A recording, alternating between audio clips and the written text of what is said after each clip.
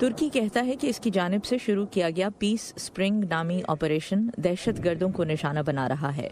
इनमें कुर्दिश जंगजू भी शामिल हैं जिन्होंने दाइश को शिकस्त देने में मदद की थी। इस लड़ाई में अब तक दर्जनों शहरी मारे जा चुके हैं और दसियों हजार अफराद अपना घर बार छोड़ने पर मजबूर हुए हैं। एमनेस्टी इंटरनेशनल का कहना है कि तुर्की के इस फौजी ऑपरेशन पर होने वाली तनकीद को हुकूमत दबा रही है। दयार बाकर नामी बड़े कुर्द शहर में पुलिस ने मुजाहिरों पर पाबंदी लगा दी है और मुजाहिरीन को गिरफ्तार किया है।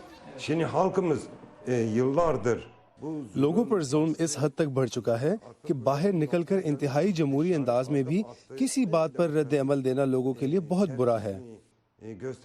इस मौके पर सिर्फ सड़क पर होने वाले मुजाहिरों पर पाबंदी आयद नहीं है। Social media users, journalist, people's democratic party के अरकान के साथ साथ सोशल मीडिया इस्तेमाल करने वालों और सहाफ़ियों को बिलखुसूस निशाना बनाया जा रहा है, क्योंकि या तो वो शिमाली शाम में फौजी ऑपरेशन की मुखालफत कर रहे हैं या इस पर सवाल उठा रहे हैं।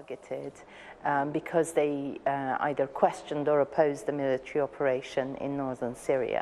एमनेस्टी इंटरनेशनल के मुताबिक इनकी तहकीक बताती है कि 839 सोशल मीडिया अकाउंट्स पर तफ्तीश की जा रही है।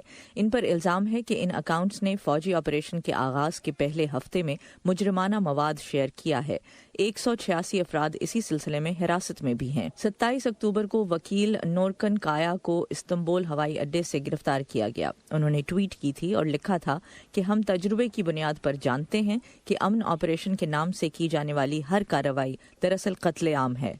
बाद में इन्हें रिहा तो कर दिया गया, मगर उन पर सफरी पाबंदी आयद कर दी गई। कुछ और वेबसाइट्स से मुंसलिक सहाफ़ियों को भी हिरासत में लिया गया है। कुछ सहाफ़ी जो इस मिलिट्री ऑपरेशन से मुतालिक सिर्फ कुछ दूसरे ज़राए की मालूमात नशर कर रहे थे, उन्हें भी गिरफ्तार किया गया, जिन्हें पुलिस ने बाद में रिहा किया। उन पर सफरी पाबंदियां आयद कर दी गईं। Those released from police detention were released with foreign travel bans.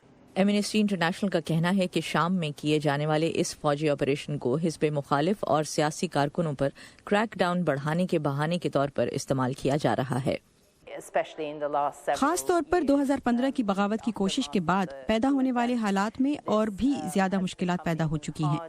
तुर्की का कहना है कि इसकी जानिब से किया जाने वाला ये क्रैकडाउन दरअसल दहशतगर्दों के फैलते हुए प्रोपेगेंडा को रोकने की एक कोशिश है। हेनरी रिजवेल के साथ नुखबत मलिक, वॉइस ऑफ अमेरिका।